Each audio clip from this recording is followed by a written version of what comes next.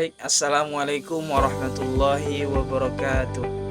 Alhamdulillahirabbil alamin wa bihi nasta'in wa ala umur dunya waddin wa ala alihi wa sahbihi ajma'in. Amma ba'du. Baik, perkenalkan nama saya Rizky Putra Onenda dengan NIM 2302010054. Baik, di sini saya akan menjelaskan dan memaparkan materi tentang pengantar ilmu ekonomi. Adapun dosen pengampunya yaitu Pak Walmadri SPMSI. Baik, adapun materi-materi yang akan saya jelaskan dan saya paparkan yaitu pertama pengertian ilmu ekonomi, selanjutnya teori permintaan dan penawaran, selanjutnya elastisitas penawaran, permintaan, pendapatan serta silang, dan juga teori produksi. Baik teman-teman, kita masuk pada pembahasan pertama yaitu apa itu ilmu ekonomi dan pengertian ilmu ekonomi. Ilmu ekonomi berasal dari bahasa Yunani yaitu terbagi menjadi dua, yaitu oikos dan nomos. Oikos berartikan rumah tangga dan nomos artinya tata, aturan, peraturan. Dan ilmu ekonomi mempelajari segala aktivitas manusia dalam memanfaatkan sumber daya yang terbatas untuk memenuhi kebutuhan yang tak terbatas agar tercipta kemakmuran. Adapun prinsip-prinsip ilmu ekonomi yaitu mencari keuntungan yang besar dengan budget yang minim. Perbedaan efisien dan efektif dalam ilmu ekonomi yaitu efektif menyelesaikan dan melaksanakan suatu sesuai dengan targetnya. Contoh, kita menghasilkan satu produk, waktunya hanya 10 menit dengan tepat sasaran dan waktu. Sedangkan efisien, kita menghasilkan produk lebih dari satu dengan menggunakan waktu 8 menit saja. Dengan itu bisa lebih maksimal. Selanjutnya, masalah yang terdapat pada ekonomi. 1. Barang apa yang harus dihasilkan? 2. Bagaimana cara memproduksinya? 3. Untuk siapa diproduksi? 4. Berapa banyak yang harus diproduksi? 5. Bila mana telah diproduksi, apakah mendapatkan profit atau keuntungan? Baik, manfaat kita mempelajari ilmu ekonomi. 1. Dapat memperbaiki pola pikir diri sendiri. 2. Melatih kita mengambil keputusan. Baik, dalam ilmu ekonomi, kebutuhan manusia terbagi menjadi 3, yaitu primer, sekunder, tersier. Primer yaitu kebutuhan pokok manusia seperti sandang, pangan, papan.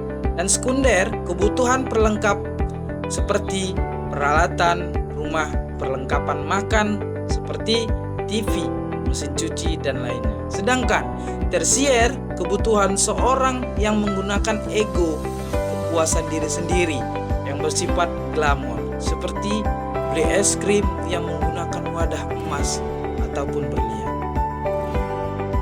Baik, dan juga ekonomi terbagi menjadi dua, yaitu ekonomi mikro dan ekonomi makro. Ekonomi mikro adalah ilmu ekonomi yang mempelajari permasalahan ekonomi dalam skala kecil. Contohnya, ekonomi antara produsen dan konsumen saja. Dan ekonomi makro adalah ilmu yang mempelajari ekonomi dalam skala besar, seperti ekonomi 3 sektor, antara rumah tangga, pemerintah, dan perusahaan, serta ekonomi 4 sektor, antara rumah tangga, pemerintah, dan perusahaan, serta perdagangan internasional. Baik, selanjutnya teori permintaan atau demand. Banyaknya jumlah barang yang diminta konsumen pada produsen pada periode tertentu, harga tertentu, dan pasar tertentu. Hukum permintaan. Bila harga suatu barang naik, maka permintaan barang tersebut akan turun. Sebaliknya, bila harga barang tersebut turun, maka permintaan akan naik. Dengan asumsi ceteris paribus, atau semua faktor yang mempengaruhi permintaan selain harga dianggap konstan. Permintaan dan harga berbanding lurus atau teori determinasi permintaan. Permintaan naik, harga naik, dan sebaliknya. Selanjutnya, teori penawaran. Teori penawaran banyaknya barang yang ditawarkan oleh penjual pada suatu pasar tertentu, pada periode tertentu, dan pada tingkat harga tertentu. Selanjutnya, hukum penawaran. Apabila harga suatu barang naik, penawaran barang tersebut akan naik. Dan apabila harga barang turun, penawaran barang tersebut akan turun. Ceteris paribus, penawaran dan harga berbanding terbalik atau teori determinasi penawaran. Penawaran naik, harga turun, dan sebaliknya. Keseimbangan atau equilibrium, suatu keadaan ketika jumlah barang yang diminta sama dengan jumlah barang yang ditawarkan pada harga tertentu. Selanjutnya, faktor yang mempengaruhi permintaan dan penawaran. 1. Harga barang itu sendiri. 2. Harga barang lain. 3. Jumlah penduduk. 4. Penghasilan. 5. Jumlah pesaing. 6. Perkiraan. Baik, selanjutnya yaitu materi terakhir adalah teori produksi. Teori produksi adalah teori yang menerangkan sifat hubungan antara tingkat produksi yang akan dicapai dengan jumlah faktor-faktor produksi yang digunakan. Tanpa adanya proses produksi, konsumen tidak akan bisa memanfaatkan nilai dari barang atau jasa yang dibutuhkan. Agar proses produksi dalam bisnis memberikan manfaat dan menghasilkan keuntungan bagi perusahaan, produsen perlu untuk mengetahui teori produksi. Teori produksi tentang biaya, yaitu jumlah pengeluaran yang dikeluarkan oleh produsen untuk melakukan proses produksi.